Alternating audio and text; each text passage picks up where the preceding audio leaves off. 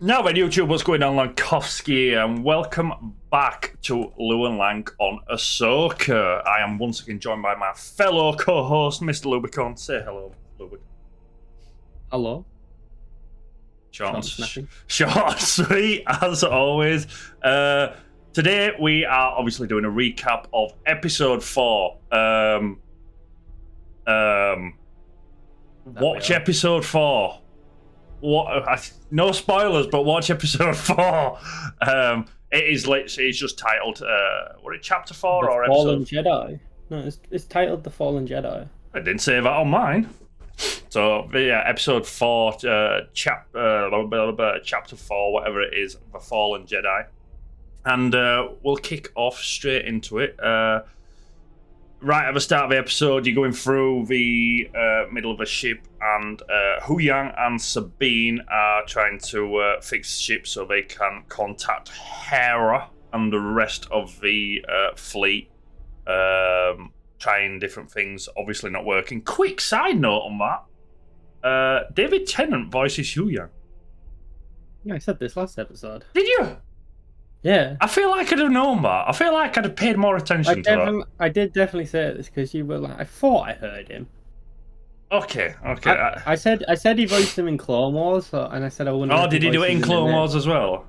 Oh, yeah, okay, that's cool. That's cool. I wasn't sure if it was this. Yeah, they're pulling out all the stops for this. Yeah, I've got a legit man crush on David Tennant. Yes, anyway, so they're trying to fix the ship from the inside and goes wrong. Yeah, and then where are we? Ahsoka and Sabine have a little chat, and she puts forward the idea of if they can't get the coordinates for the map to jump, or they can't jump, as in the good guys. She puts forward she puts forward to Sabine the whole nobody jumps, as in we are going to destroy the map so good guys and bad guys that can't jump, and then Sabine has the whole shocked face because Ezra. So I mean, it is very much it's my ball, and if I can't go, then nobody can play. She has got a bit of a. I know what she means, but at the same time, it's like, yeah, it's my ball and I'm going home. Yeah, so it's like, it's on Satos, and they're just arguing, and obviously, and then she asks her the question. She's like, if the time comes, will you do it? Mm-hmm. Can I trust you?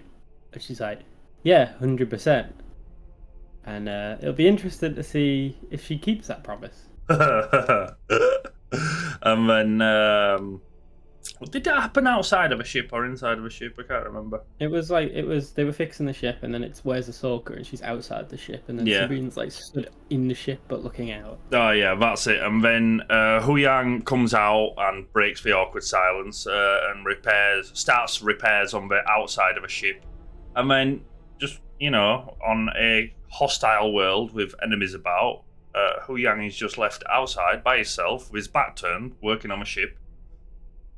And I mean, the inevitable happens where it's the timing, though. Yeah, it is the timing. Finishes the repairs, and we are jumping a little bit ahead. After Huyang is left alone, the camera sort of zooms out, and you get an appearance of one of the assassin droids that is like in the forest, like overwatching in the tree line. In the tree line. That's the correct word for it.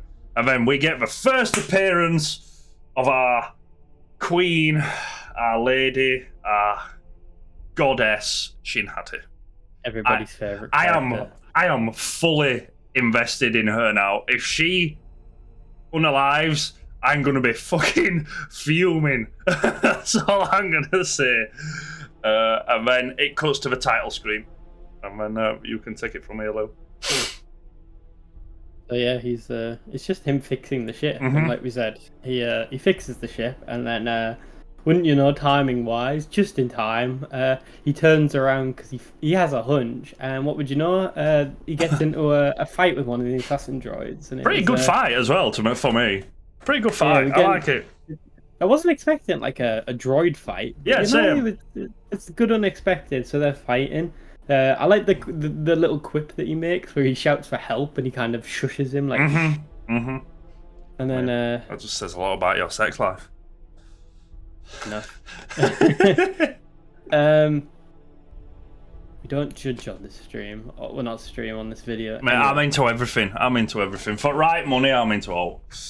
Be careful saying that, Lank, in 2023. That's a good point. Right, anyway, moving on swiftly. So he's struggling. He can't call for help because the droid's stopping him. So he uses the safe word and cuts the wiring.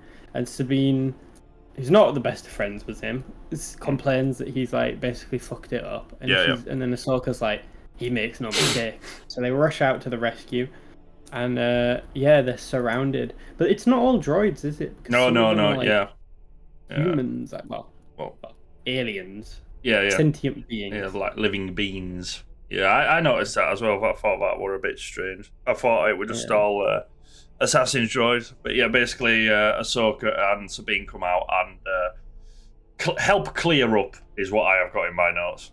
They tag team. You see the chemistry and they work together. You know, it's fun. Sabine is very much more Mandalorian at this point than she is Jedi, but Ahsoka is being. And Ahsoka's using both her lightsabers, which is precursor to something else. Yeah, we'll get onto that a bit later on. But yeah, I find that a little bit weird. Yeah. And then after the droids and the sentient beings are unalived, we have a quick look around, and then we have a skip over to Hera, who is going AWOL off of a command ship because she wants to go track down Sabine and Ahsoka and help them out. Because obviously in the last episode we had the what could you say? We had the meeting with the New Republic. Yeah, senators. like the senators. Yeah, I was going to say council, but I didn't think it was really a council. And they poo-pooed the idea of going to help. I could have said turn down, but I like the word poo-poo. So, yeah. Kyle. Yeah. Thrawn's not back. Thrawn's not back, even though that is, let's just err on the side of caution, shall we? Do you not think it strikes of like Harry Potter, where it's like Voldemort's not back, and then it's going to be the big moment where it's like he's back. Yeah, it's like what could possibly go wrong? That bridge looks like it's going to collapse. It can't collapse. Okay. So Herrera. She's a Scum fan. Rojo. Fucking Rojo!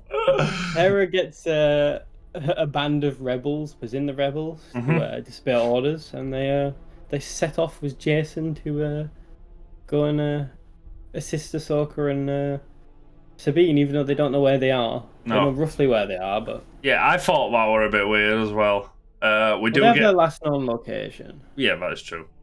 We get a appearance from Carson. What's his surname? I had it a minute ago. Yeah, Carson Teva. Yeah, it was in the Mandalorian, and he teamed up with a Mandalorian for couple of episodes, didn't he? Or one episode. It was a New Republic fighter. There was a few, because he was the one who flew in to ask Mando to save people, to save the people of whatever the planet's called. Yeah, he tried pulling him over first, didn't he? When he had what was his first? Yeah, he was the first one to pull over in the What was his ship called? Oh, you're killing me now. Can't remember. It won't the yellow one. Can't remember what it's called. Anyway, we get a first appearance from Carson, and is it the Phoenix Squadron? Is it the Phoenix Squadron? Or the Phoenix Squad, the X-Wings that go along with it? Yeah, I thought it was. So we get a appearance from them, and they shoot off into light speed, and we cut to the evil witch lady and Bale and Skull talking about the galaxy jump, and we're trying to work out how the coordination, or how to calculate the coordinations for the jump. Bale and Skull is very against, or no, it's a bit not curious. What's the word? It's a bit. I can't think of a word. My mind's gone now. He's wary. He's wary of the situation because he said if we miss by even a little bit, we'll end up lost in the void. And she's just like, I'm a witch, bitch. Hey, that rhymed. Yeah. And so they're having a little chinwag, and then we have. This is where it starts getting good. So basically, it's after the Sabine and Ahsoka and Hu Yang have taken out all the droids and sentient beings, as they are known. We go running off through the forest to stop the evil witch lady and Bale and Skull and so forth. And we cut from Bale and Skull and the evil witch lady back to Sabine and Ahsoka running through the forest, where they stop abruptly in their tracks, and we are met by the queen, the goddess, the most beautiful girl in the world. Yes, Shin Hati and the Inquisitor. Marek. Who? Marek. I did put well, my notes say Ahsoka and Sabine versus Sexy Bad Girl and Inquisitor, but apparently at first it did say Sexy Bad Girl and Starkiller. So you can hope. Disney's not going to ruin everything, have they? Anyway, yes, big lightsaber duel kicks off between the four of them, and this is where the episode goes from like 5 or 10 to like 1,000, and it fucking best episode ever. I've held that in for so long. So it's like the fight initially starts as like a foursome, but then we split off into 2-2s. Yeah, it were weird. I found as well that I don't know whether they did it on purpose, that Shin Hati sort of distracted Sabine and ran off, and those two fought, and Ahsoka fought the Inquisitor. Yeah, I think the first thing that came to my mind is Ahsoka uses one lightsaber instead of her two. Exactly. It's a very big why. Mm-hmm.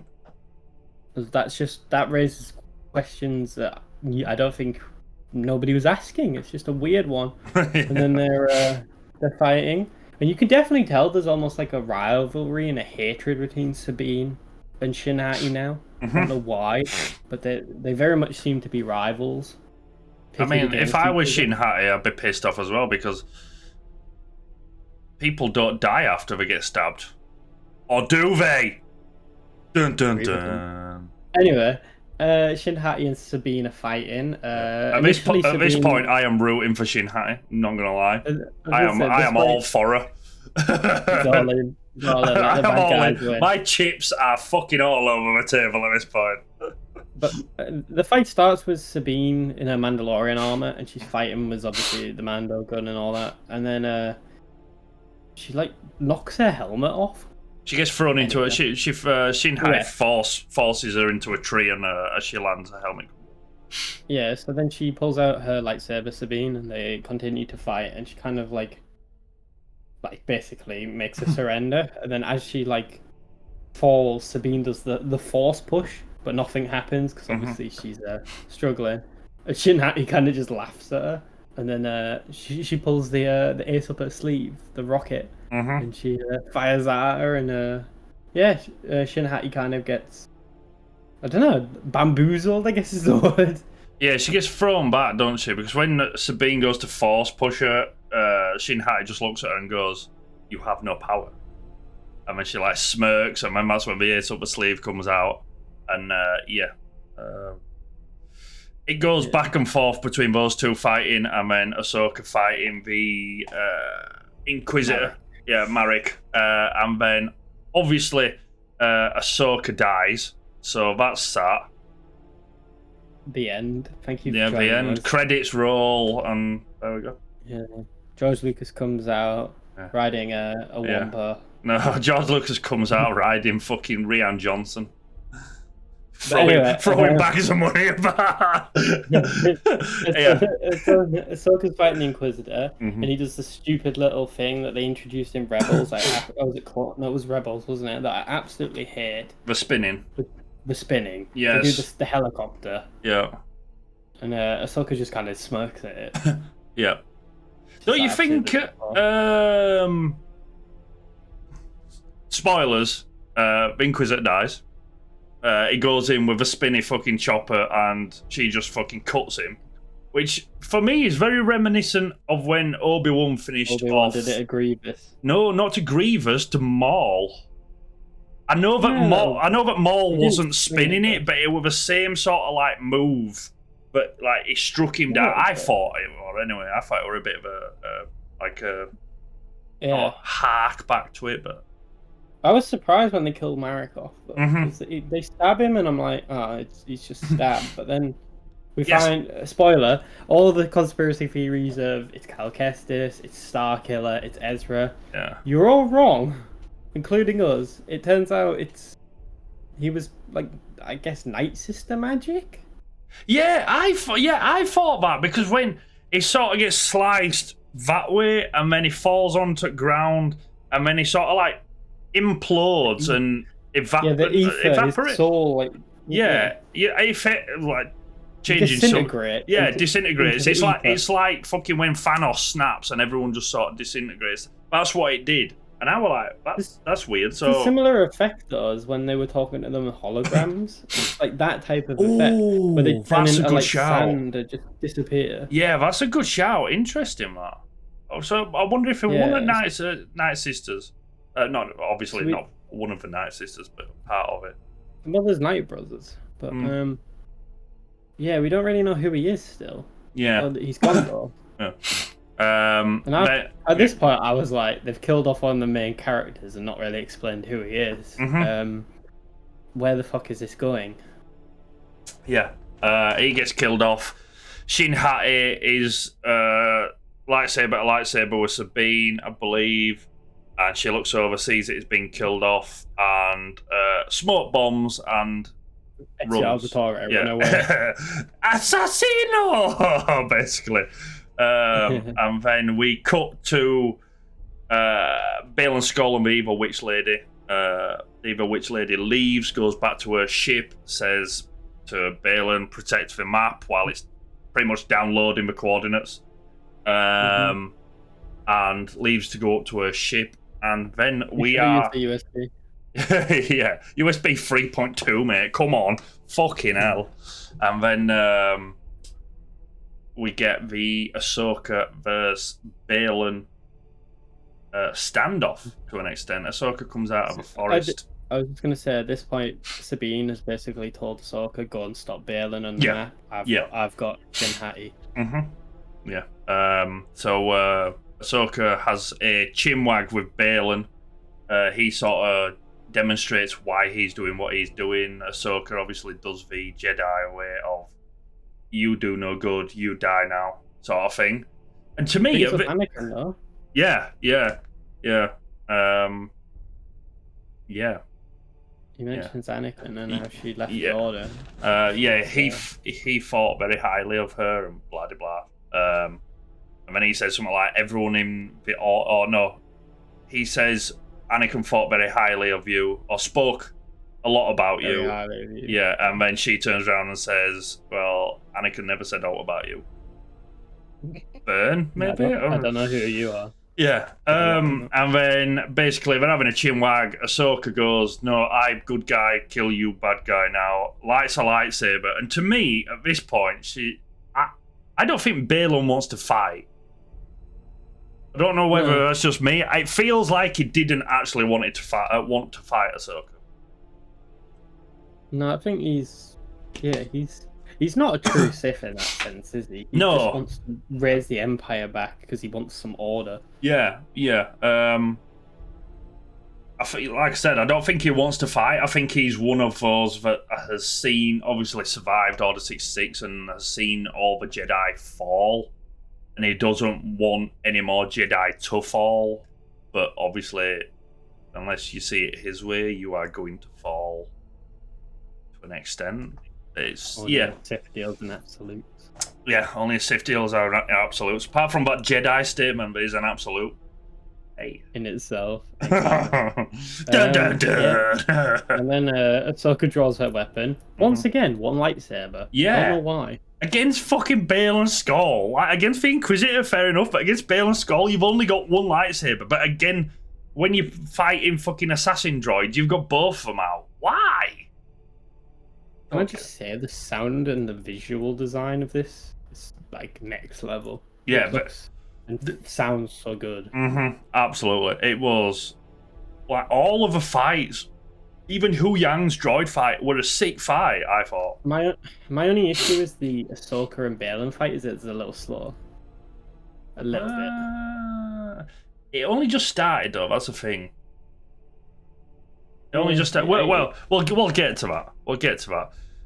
So yes, basically Balin and Ahsoka begin to fight, and Ahsoka is pretty much trying to stop the transmission, get the Apple of Eden off the transmitting device or whatever it is.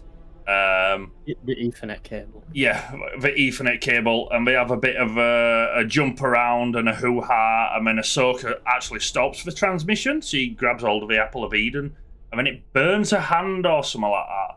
And it's like a hot potato. Yeah, pretty much. When she throws it to the floor and starts wagging her hand about while she's trying to fight Bale and Skull one-handed, one lightsabered. Oh, hot. Yeah. And then Shin Hati appears, and you can see the anguish in Ahsoka's eyes as she believes that this. Yeah. I was like, oh, that's actually a good move. I like that's a good move.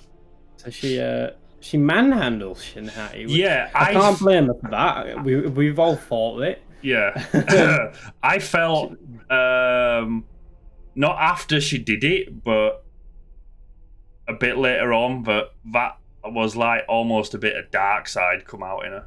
Like she used the anger because she didn't just pick her up with force. She fucking flung her into a concrete wall, like into a rock. She thought she lost Sabine, like she lost Anakin. Yeah. She was very much not happy about that.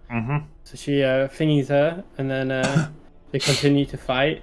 Balin and Ahsoka, and then Sabine appears. And Ahsoka's like, you must do what I told you to do. It's like, there's no time. You must destroy the Apple of Eden. Yep. And then she goes for a ride. Yeah, basically, they're on which were a good word I found out from one of the characters. I can't remember. I think it was Eva, which lady. The henge, with a little monument where the map was expanding and showing the coordinates. Someone referred to it as a henge. So they were fighting on the edge of the cliff of the henge. Bale and Skull had like Ahsoka like lightsaber down, and she was on the edge. And then Sabine appears. They had the chinwag, and then Bale and Skull just knocks Ahsoka off the edge of the cliff. Like super easy, super easy. And then credits roll. Credits roll, game over. Ahsoka's dead for the second time. Everyone who gets stabbed alive, but people who fall off cliffs die. No, not really. Basically, Bale and Skull turns around as Sabine has the Apple of Eden in her hand. Ahsoka did say to destroy it. She has a blaster to the Apple of Eden. And then Bale and Skull sort of tells... He convinces her, doesn't he? Yeah, convinces her. Basically, he uses the fact that if she destroys the Apple of Eden, she will never be able to find Ezra.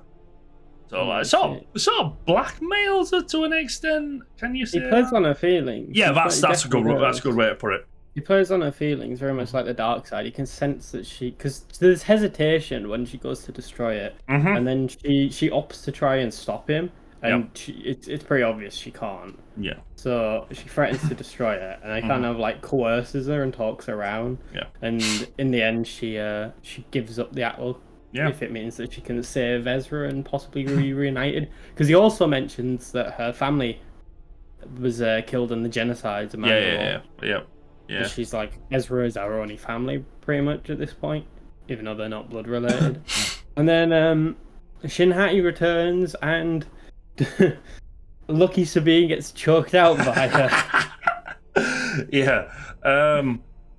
Just quickly going back, I thought when she was about to hand it over, she was gonna do I was gonna shoot it. Yeah, aha! Last minute, good guy, bang! You go nowhere now. But she did hand it over. I mean, like Lou said, basically, Baylan Skull says, if you hand over the map, you can come with us and search for Ezra. You won't be harmed. Yeah, you won't be harmed. And then from out of nowhere, he gets the Apple of Eden, walks off, and you're looking at Sabine, and then she starts choking. And at this point, I thought it was like Baylan Skull going full on Sith. They want it, like the camera pans to the side a little bit, and it's Shin Hati proper choking the shit out of her.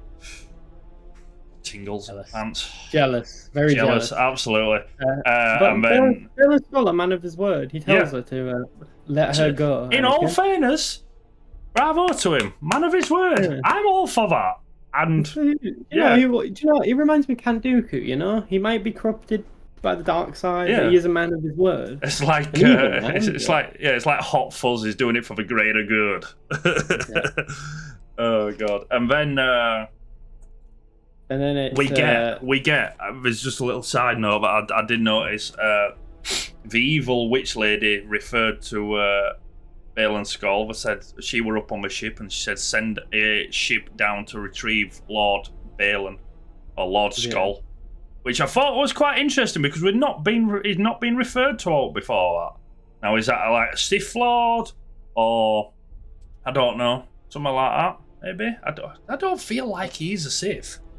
No, he's not the main Sith anyway. No, I don't feel like he's a Sith, but he does get referred to twice as Lord. Was it Lord Baylan or Lord? I think it was Lord Baylan. We also missed the part where he puts the Apple of Eden back in. They complete the transmission. Right, yeah, we complete the transfer. Obviously, you know. They get the coordinates. You know, they've got the X, Y, and Z coordinates now. Mm-hmm. Yeah, and then what happens next? I'm just trying to think. And then cuts back to Hu Yang on the ship, and he gets through to Hera and Phoenix Squadron, who are coincidentally just approaching the planet as the bad guys are leaving the planet. Oh, goodness. You missed the part where he destroys it as well. Oh, yeah. He destroys it in such a cool way. I don't know why it was so cool. Like, it was levitating, the Apple of Eden were, like, levitating. And then he just gets his lightsaber and he just goes, boom, like, points it down. And I thought, that's actually a very smart move. It's the quip at the end. Now nobody will follow us. Yeah. Dun, dun, dun. And then Sabine gets put in the handcuffs from Galaxy's Edge, sponsored by Disney. And then she gets dragged off, and Shin Hati is still not over losing to her, or even like stalemate. She's very much pushing her, bullying her around. Well, to be honest, it's like 2-1 in it because she's already stabbed her once, and that fight were a draw because she was going to end up facing fucking both of them. So I think it's 2-1. I think it's 2-1. I guess. And then they're heading back to the transport, like Lank said, and then Hera and the boys, big Carson, appear out of nowhere just in time. Yeah, just in time. What is it? What's Hera's ship with Ghost? The Ghost. Yeah, the Ghost is surrounded by X-wings that move into attack formation. As the bad guys, Galaxy Hyper Jump Link Circle thing gets ready to Galaxy Jump, Hyper Jump. I don't know at this point. Where do we go? Oh, okay. Mr. Lewbcon's going full robotic here.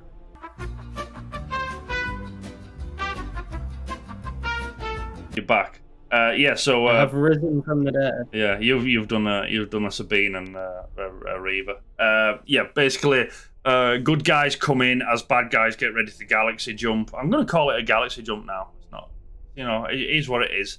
You get a cool inside look of the hyperdrives like booting up, and the good guys sense power increase, and then the Galaxy Jump occurs, and it leaves like a sort of EMP behind, which takes out a couple of the good guys, a couple of Phoenix Squadron, and none of the main characters, none of the important ones. It's weird that, and then we cut to Hera and child. What's the child called? Jason. We almost went a full episode without a reference.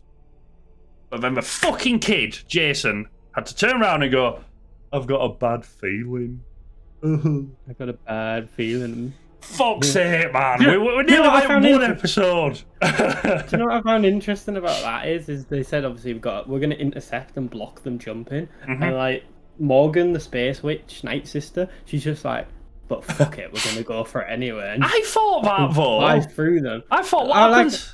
Like, based on Disney, Star Wars, Kathleen Kennedy logic, God. Purple Lady said, when you fly shit through other ship, it go boom. So why in this instance does ship not go boom? I don't understand Disney logic. Because it's round, and it went round the outside. So the good guys went through the middle, because it's round like a ring.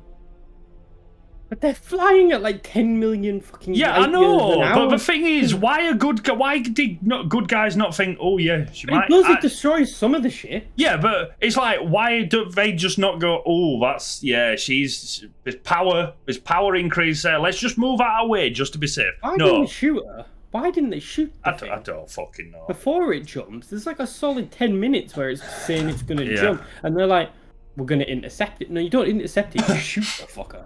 Yeah.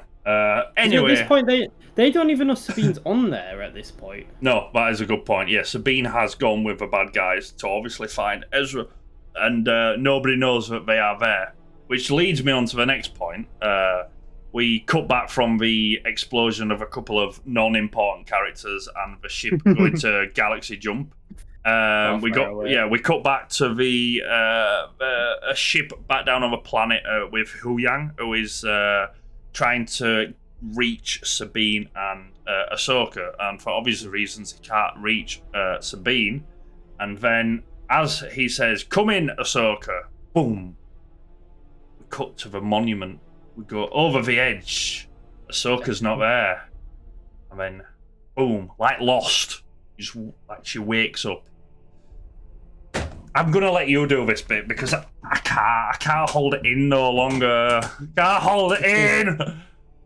So it shows you the waves, and then she wakes up and she's surrounded by. The best way I can describe it is that fluorescent plankton type of stuff. And you think, she's washed up on the beach. Yeah. You know.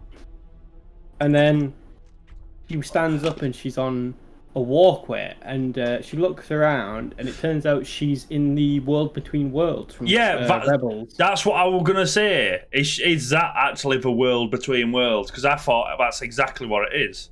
Yeah, it's if you don't know Rebels, essentially Ezra and Ahsoka go to the world between worlds, and it's not like a time loop. It's basically an instance in another world where you can look back at certain points, but you can't bring people back from that point. Yeah.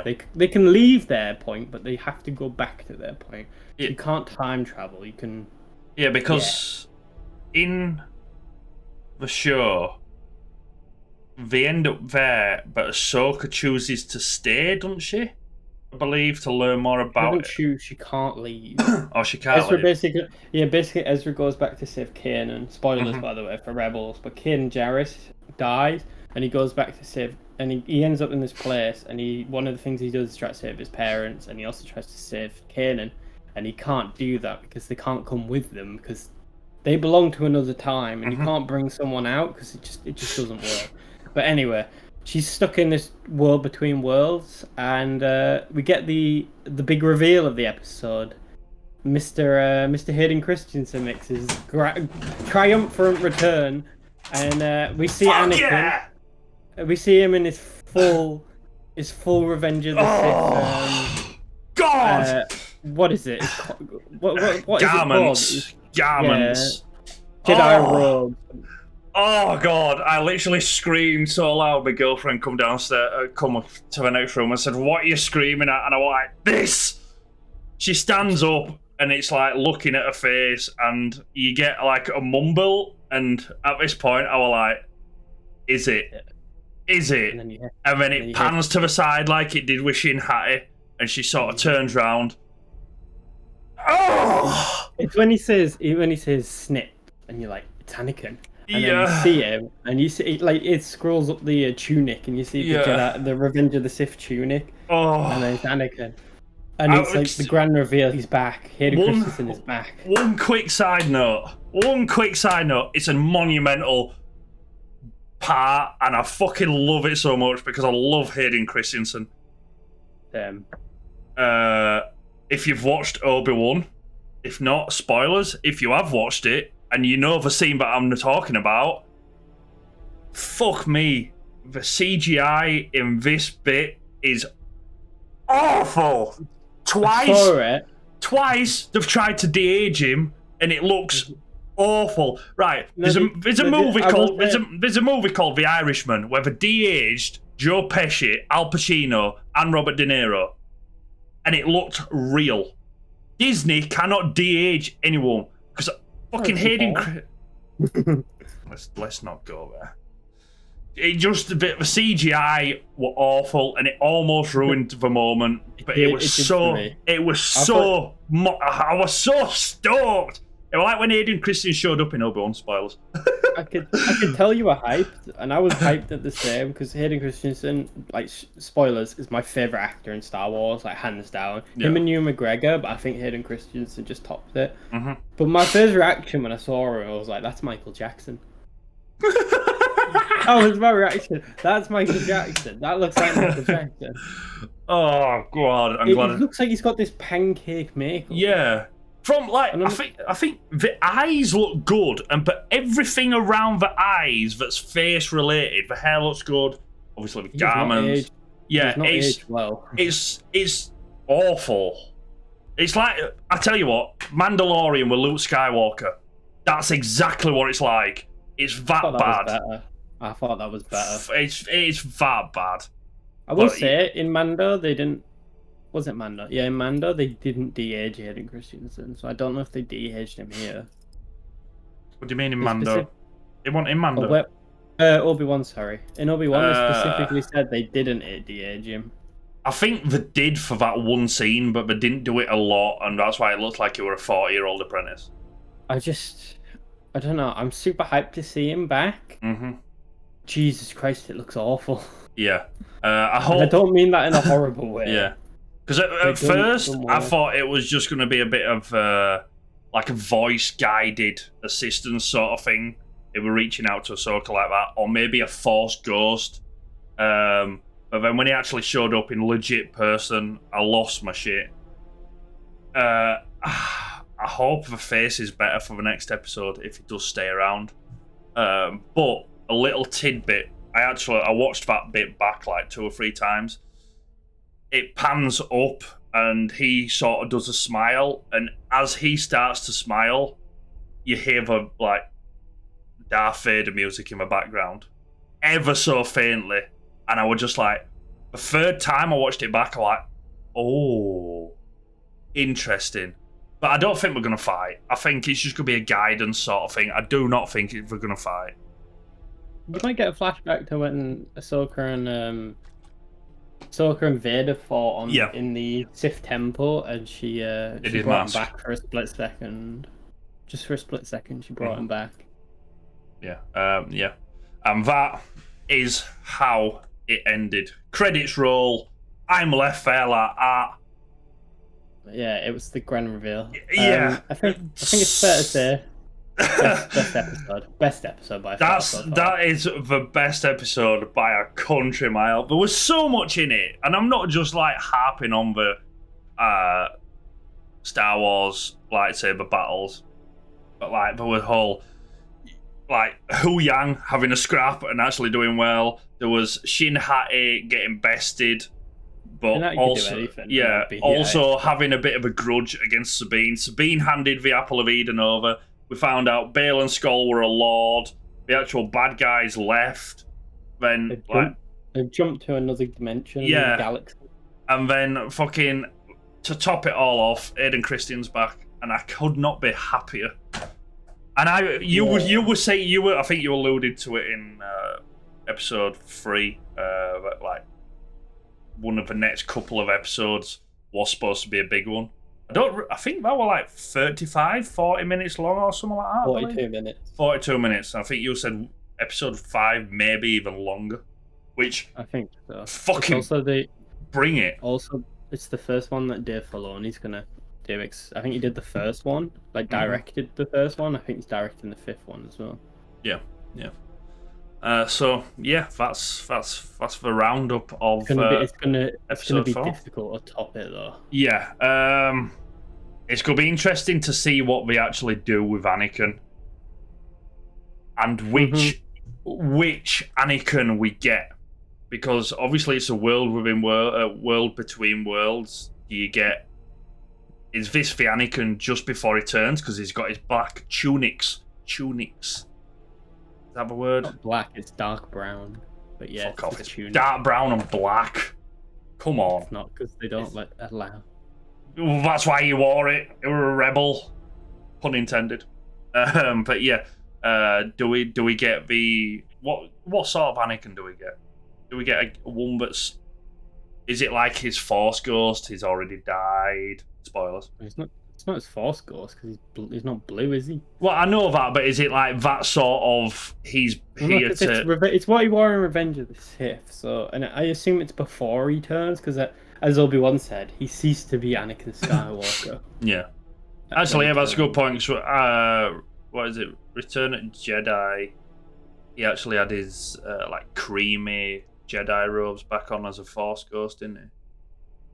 I believe. Don't quote me on that. Well, I mean, in the original cut, it wasn't even him. Yeah, I know that. We're glossing over that bit. But yeah. Yeah. What are your final thoughts of the episode then? It was best episode by far. Best episode. It was best episode before Hayden Christian turned it up. I mean, it went from like 10 to 1,000, and then 1,000 to 10 billion gigillion when Hayden turned up. I think this just confirms though that just have Shin Hati and have her in a lightsaber fight, and you can't go wrong.